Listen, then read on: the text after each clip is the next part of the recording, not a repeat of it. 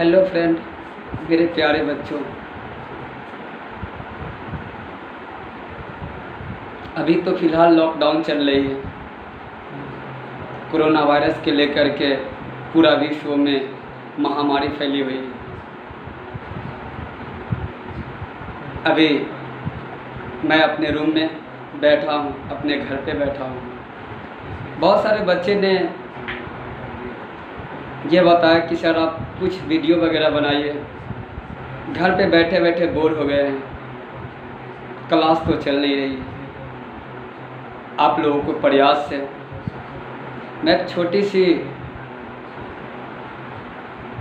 आप लोगों के सहयोग से मैं एक छोटी सी कार्य आरंभ करने जा रहा हूँ, जिससे आपका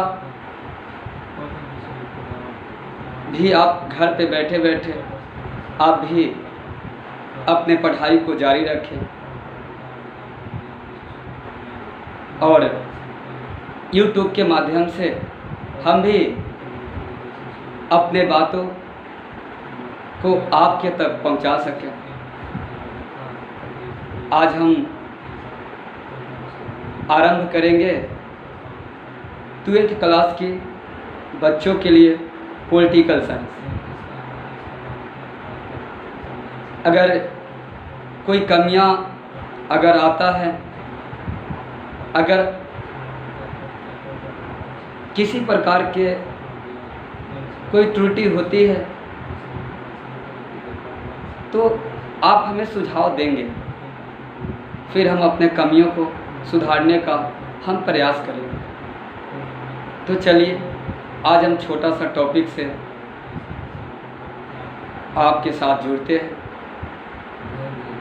आज हम छोटा सा टॉपिक पहले शुरू करेंगे राजनीति विज्ञान। राजनीति विज्ञान के फर्स्ट चैप्टर जो है शीत युद्ध। शीत युद्ध, शीत युद्ध किसे कहते हैं? शीत युद्ध क्या है? ये शब्द का अर्थ क्या होता है? शीत युद्ध शब्द का प्रयोग सर्वप्रथम 1945 में दुनिया के सामने है। ये शीत युद्ध है क्या? शीत युद्ध से अभिप्राय है, विरोधाभास है, दो विचारधाराओं के बीच का टकराव। जब द्वितीय विश्व युद्ध 1939 में 1939 में आरंभ हुआ और यह युद्ध 6 वर्षों तक चला और 1945 में 1945 में यह युद्ध की समाप्ति हुई और द्वितीय विश्व युद्ध के समाप्ति के बाद पूरी दुनिया में एक और नई संकट है, जिसे हम शीत युद्ध के नाम से जानते हैं। शीत युद्ध का अर्थ होता है शीत यानी कोल्ड, युद्ध यानी गर्म। शीत युद्ध यानी दो विचारधाराओं के बीच टकराव। युद्ध होने को है पर हुआ नहीं। एक तरफ साम्यवादी शक्ति, पश्चिमी देशों की शक्ति, तो दूसरी तरफ पूंजीवादी की शक्ति, जिसे हम अमेरिका को कहते हैं, और एक तरफ सोवियत संघ, रूस, इसको यूएसएसआर भी कहा जाता है। यूएसएसआर भी कहा जाता है। इन दो विचारधाराओं के बीच जो टकराव आरंभ हुआ, यह एक बहुत भयानक था। पूरी दुनिया इस समय डर में, भय में पड़ गई। पूरी दुनिया के सामने एक ही प्रश्न था कि आखिर इसके बाद क्या होगा। दो महाशक्तियों के बीच की टकराव एक तरफ अमेरिका और एक तरफ सोवियत संघ। अमेरिका अपने पूंजीवादी विचारों को पूरे विश्व पर अपना विस्तार करना चाहता था। वह रूस सोवियत संघ अपने विचारों को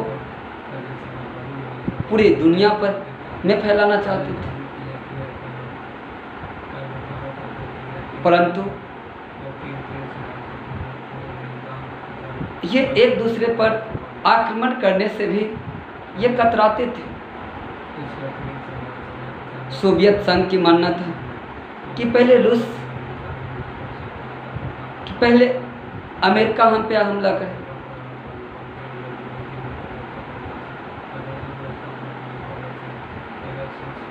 और अमेरिका का मानना था कि पहले सोवियत संघ हम पे हमला करे।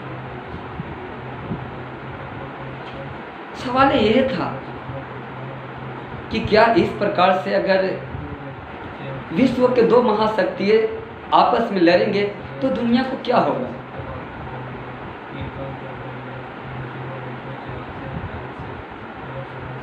6 अगस्त 1945 को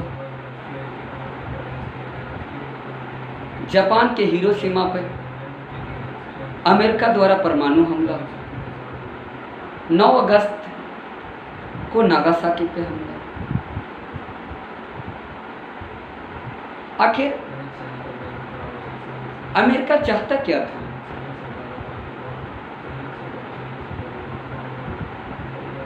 अमेरिका का वजह क्या था? इसका मकसद क्या था?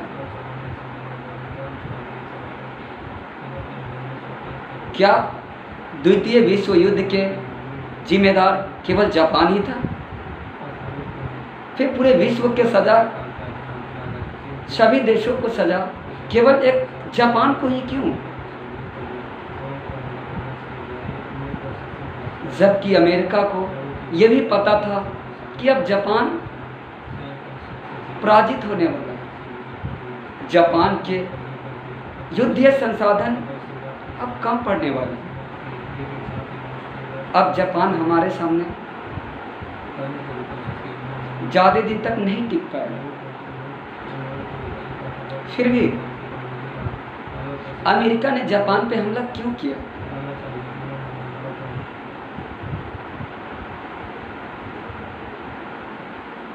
इनमें विद्वानों को मानना है, विद्वानों ने इनका 2 पक्ष दिए हैं। एक ये कि जापान पे बम गिराने के अमेरिका का एक यह कारण था कि जापान और अमेरिका के बीच की दुश्मनी थी।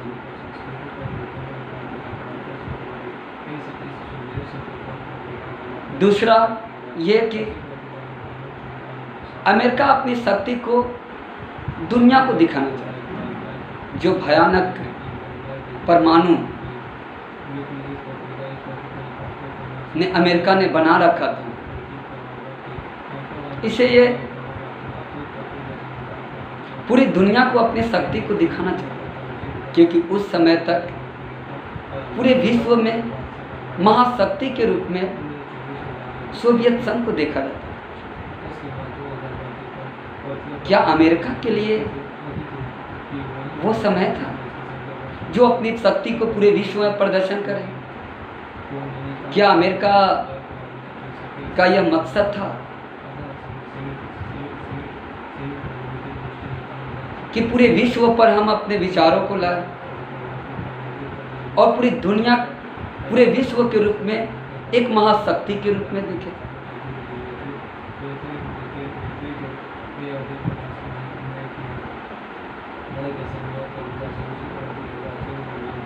इन विद्वानों का इस बम के ऊपर, इस घटना के ऊपर, नागासाकी, हिरोशिमा, इन घटनाओं के ऊपर कई मत दिए, लेकिन 2 मत निकल के सामने आए जिसने हमने आपको अभी बताए। अगर अमेरिका और जापान के बीच अगर ऐसा ही दुश्मनी था तो फिर अमेरिका को तो पता था कि जापान पराजय होने वाला। फिर इतना बड़ा भयानक हमला क्यों?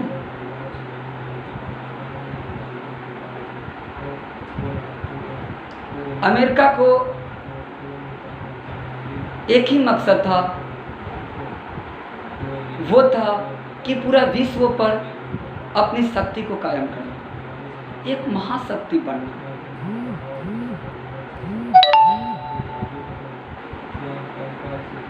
एक महाशक्ति बनना, क्योंकि अमेरिका चाहता था कि हम अपनी शक्ति को कैसे दिखाएं दुनिया के सामने। उसके सामने जापान पे बम गिराने के अलावे शायद दूसरा कोई रास्ता नहीं था।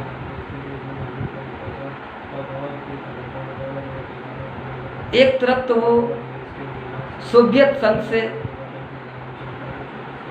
अपने विचारधारा के लेकर के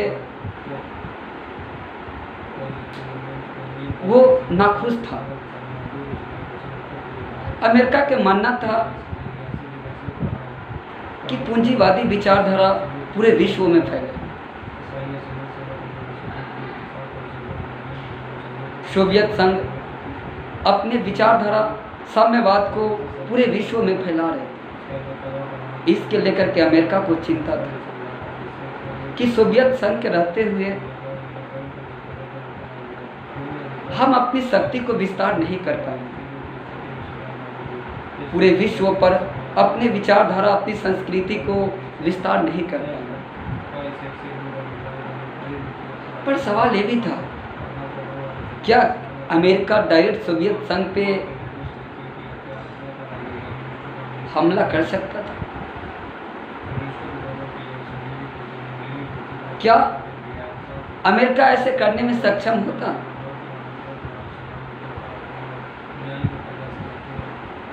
क्योंकि सेकेंड वर्ल्ड वॉर में,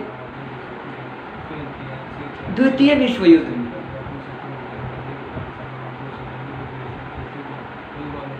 दोनों एक साथ होके जर्मनी के खिलाफ, धुरी राष्ट्रों के खिलाफ युद्ध का नेतृत्व किया था।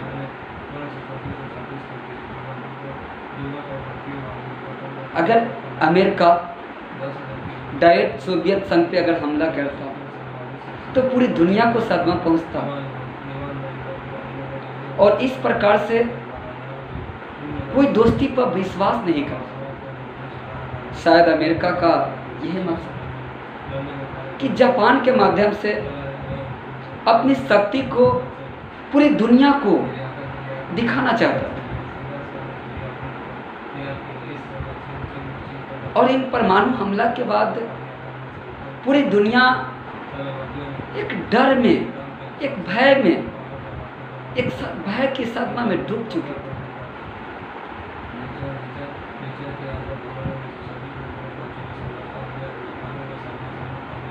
एक तरफ रशिया ने अपनी शक्ति को विस्तार करना आरंभ कर दिया। रशिया को कहना था कि अगर जो बम जापान पे गिरे हैं, अगर ऐसा हादसा अगर सोवियत संघ के साथ होता तो क्या होता? सोवियत संघ तो 15 देशों का संगठन था।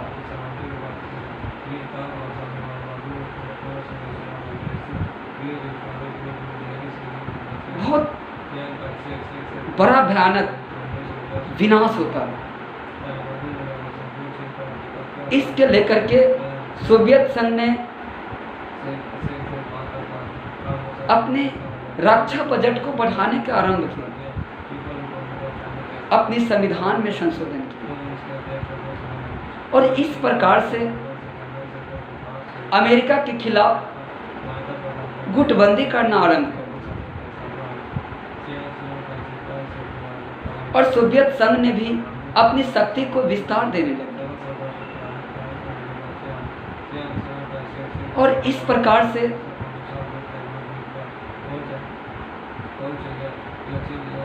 अमेरिका के खिलाफ अपनी सभी मिसाइलों को अमेरिका की ओर घुमा दिया।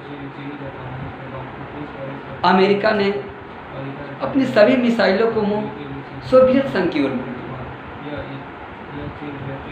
क्योंकि अमेरिका चाहता था कि पहले सोवियत संघ हमला करे और सोवियत संघ चाहता था कि पहले अमेरिका हमला करे। इन दोनों के बीच के जो टकराव हुआ उसे शीत युद्ध के नाम से जाना गया, यानी युद्ध होने का है पर हुआ नहीं। यह टकराव 1991 तक दो महाशक्तियों के बीच चला।